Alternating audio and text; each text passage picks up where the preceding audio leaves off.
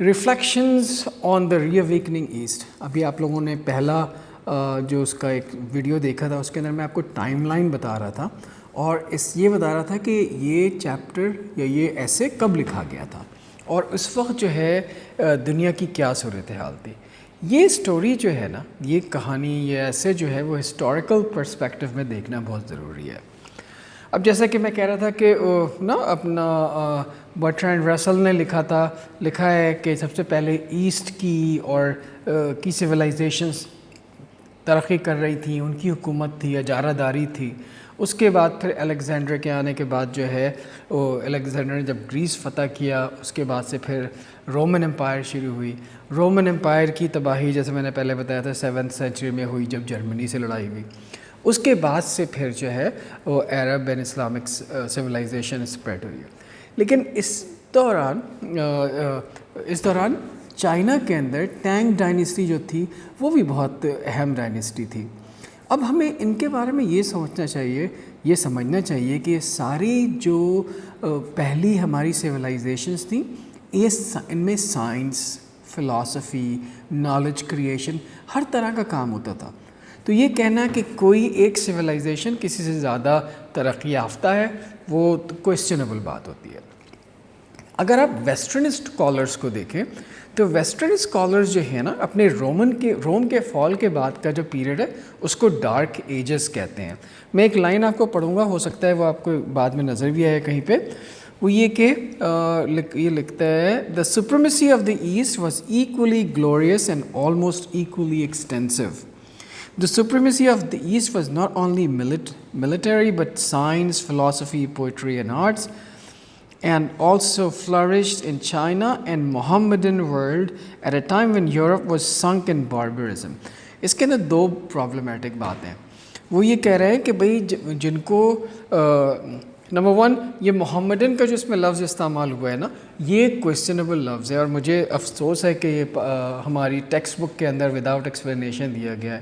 محمدن کسی مسلمان کو کہنا ویسا ہی ہے جیسے کسی کالے انسان کو آپ نگر بولے یا نیگرو بولے، تو بالکل اسی طریقے کی بات ہے یہ. تو یہ اس کو پلیز آپ لوگ اپنے ذہن میں رکھیے گا، امتحان میں بھی اگر آپ کے پاس اس طرح کا سوال آئے تو اس کا جواب ضرور دیجیے گا.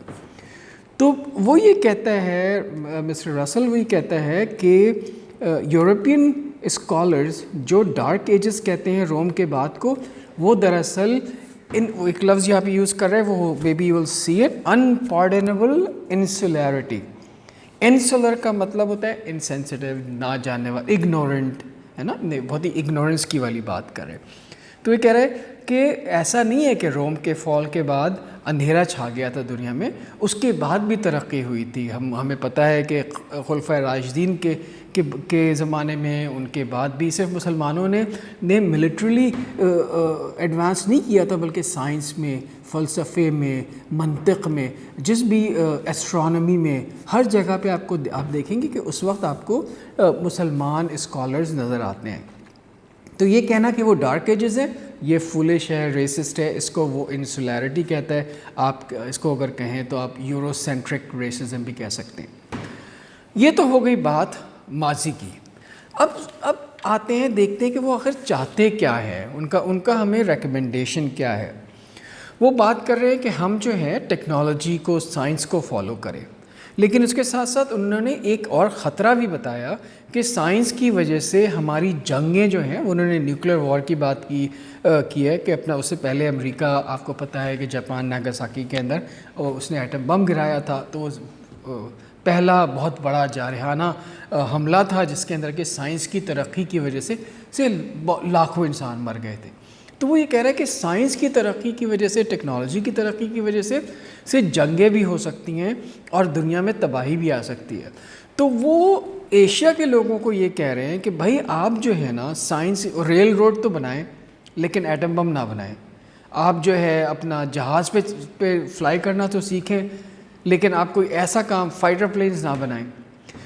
اگر آپ دیکھیں تو اس کے اندر گو کہ ایسا لگتا ہے کہ ایک معصوم، ایک محسن گورے نے ہمارے لیے لکھا ہے، لیکن اس کے اندر بھی جو ہے نا بہت ہی امپلیسٹ ان کی ریسزم موجود ہے، جس کا کہ اندازہ کرنا ہمیں ضروری ہے.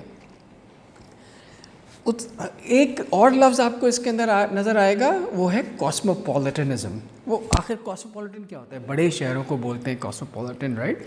تو وہ کہتا ہے کہ سائنس اینڈ ٹیکنالوجی جو ہے وہ کاسموپولیٹنزم کا ایک استعارہ ہے، میٹافور ہے، یا اس کی وجہ سے آتی ہے.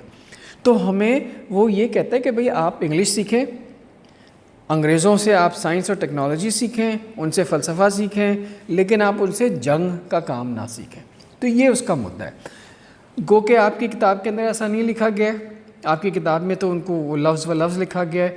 تو اگر آپ لوگ ایکسٹرا پوائنٹ کے اوپر ایکسٹرا کریڈٹ کے لیے جو ہے اس کو کرٹیک بھی کرنا چاہیں تو بلا شبہ اس کی کرٹیک کریں. اب ہم دیکھتے ہیں کہ وہ سوالات کس طرح کے وہ کر سکتے ہیں نا. تو سوالات اگر آپ دیکھیں جو آتے ہیں اکثر، جو کہ آپ کی ٹیکسٹ بک میں بھی ہیں، why is it insular for European historians to term the centuries after the fall of Roman Empire the Dark Ages. Why is it insular? Very simple نا، میں نے بھی بتایا کہ بھئی جس کو وہ لوگ ڈارک ایجز بولتے ہیں اس وقت تو مسلمانوں نے بہت ترقی کی. So if you want to respond to that you will say very simply after the fall of Roman Empire, Islam and Arab civilizations grew and took over many of the areas that were previously controlled by Rome. It will be dishonest to call Muslim and Islam's development in science, technology, philosophy as dark ages. ٹھیک ہے نا؟ آپ اسی طریقے سے اپنے لفظوں میں اسی طرح کا جواب دیجیے گا، میرا لفظ و لفظ کبھی کاپی نہیں کیجیے گا. اچھا وہ یہ کہتا ہے، ایک سوال ہو سکتا ہے why does the author consider it useless to resist industrialisation. اس کی وجہ یہ ہے کہ دیکھیں دنیا کے اندر جو ترقی ہوئی ہے، پہلے ہم جو نا کیوز میں رہتے تھے، پھر اس سے ہمارا ایگریکلچرل اکانومی ہوئی نا، ہم لوگوں نے وہاں فارمنگ شروع کی، ہم نے مویشی پالنے شروع کیے، اس کے بعد ایگریکلچرل ریولوشن کے اندر ٹیکنالوجی آئی، اس کی وجہ سے ایگریکلچر میں بہت سی ترقیاں ہوئیں، پھر انڈسٹریلائزیشن شروع ہوئی. تو رسل صاحب ہمیں مشورہ یہ دے رہے ہیں، بلکہ وہ یہ کہہ رہے ہیں کہ انڈسٹریلائزیشن کو ریزسٹ کرنا تو یوز لیس ہے. تو اس کا مطلب ہے وی شوڈ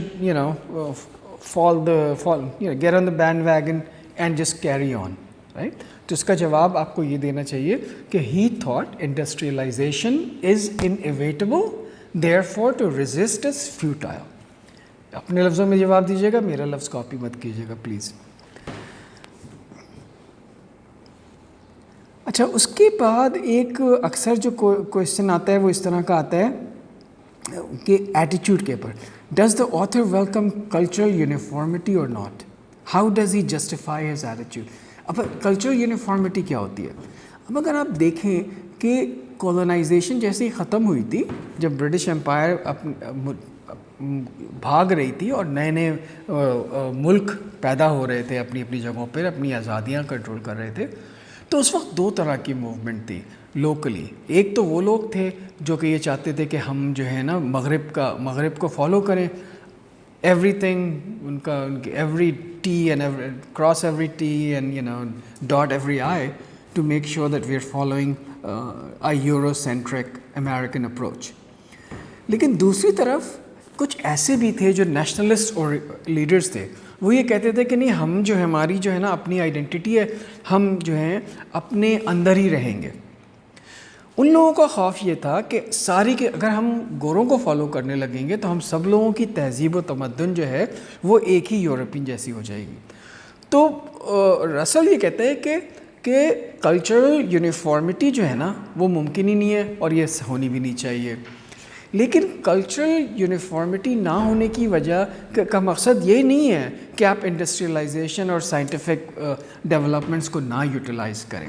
تو یہ کہہ رہے ہیں کہ follow the good things, avoid the bad things. وہ یہ کہتا ہے کہ بھئی آپ ٹرین بنا لیں، ٹینک نہ بنائیں. اس کی بہت سے سیاسی وجوہات بھی ہو سکتی ہیں، جیسا کہ میں نے پہلے آپ سے کہا. تو اس طرح کے آپ کو سوالات آئیں گے. میں ایک اور ویڈیو بناؤں گا انشاءاللہ جس کے اندر کہ میں جو کی ورڈز ہیں نا اس کے اندر وہ میں آپ کو دکھاؤں گا، ہائی لائٹ کر کے بتا دوں گا، تاکہ آپ لوگوں کو اس پہ توجہ دیں امتحان سے ایک رات پہلے. Thank you.